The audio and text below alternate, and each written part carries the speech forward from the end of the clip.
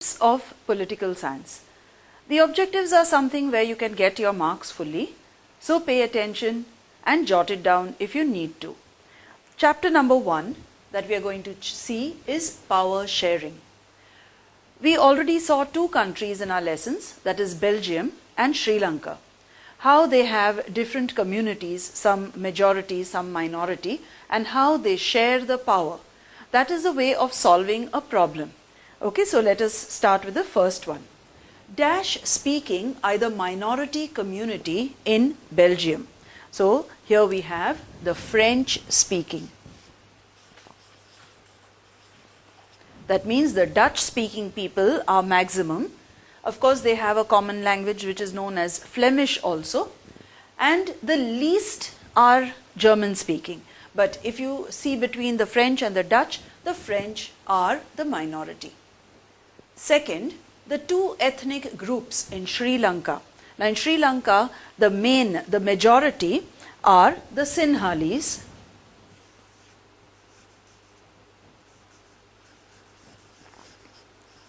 and the second group are the Tamilians.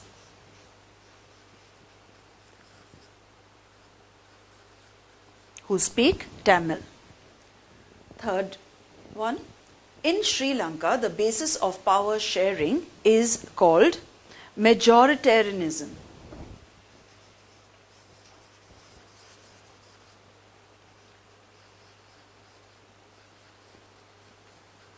And who are the majority? The Sinhalese. So it is always according to the Sinhalese, and the Tamilians are not given enough importance in Sri Lanka. Fourth, Dash is the capital of Sri Lanka, that is Colombo.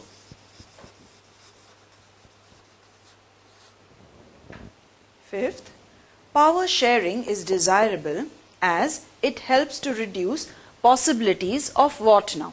That means if there is power sharing, there is less possibility of conflict. You have seen that in Belgium, they have solved the problem much better than in Sri Lanka. So in Sri Lanka, there have been conflicts, while in Belgium, there have been less conflicts. Going on to sixth one.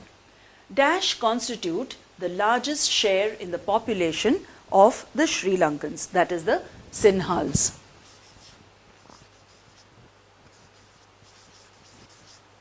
As I said, they are the majority. Seventh, Dash is an example of horizontal division of power. Now in horizontal division, that means this way, okay, not vertically. Power sharing between different levels of government. Power sharing between different levels of government. Okay, I'm writing short form of government, Government, and different, okay, so that it fits here. So it is an example of horizontal division of power. Eighth, Dash is the official language of Sri Lanka, that is Sinhalese or Sinhali language, okay, or some of them call it the Sinhala language. Next, Sri Lanka emerged as an independent country in 1948. That means India became independent in 1947, and immediately the next year Sri Lanka also became an independent country. 10th, the majority community in Brussels. Now, people who don't know what is Brussels, just in bracket for yourself you can write capital of Belgium. So, the maximum people in Brussels speak Dutch. Dutch is the language spoken by the people of Netherlands. Netherlands used to be called Holland before, and you know that it is one of the neighboring countries. Maximum people speak Dutch, especially in Brussels. Here we have our 11th fill in the blank. Majoritism led to dash in Sri Lanka. So it led to civil war. Civil war is when you're not fighting with another country, when you're having a fight within your own country. That means the two groups, the Tamilian speaking and the Sinhal speaking. 12th, dash percent of people speak German in Belgium. Only 1%. Okay, so that is the least. Maximum, you have Dutch, then you have French, and then you have least German speaking people. 13th, the official religion of Sri Lanka is Buddhism.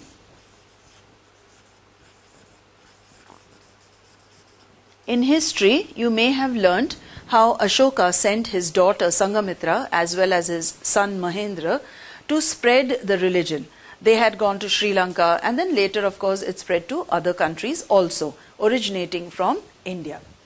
14th, Belgium shares a border with dash, dash and dash. That means with 3 countries. So it shares a border with France, Netherlands,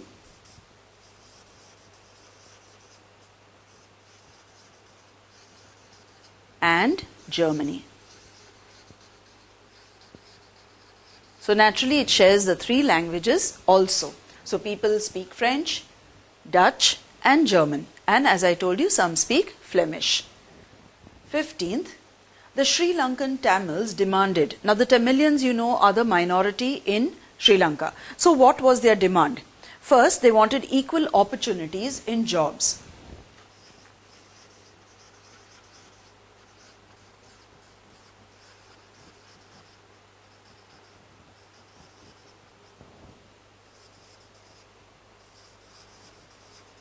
Okay, what else did they want? They also wanted regional autonomy.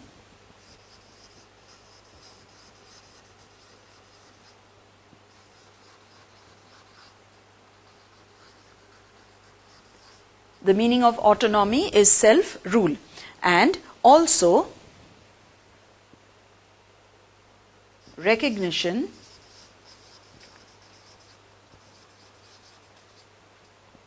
of Tamil as an official language.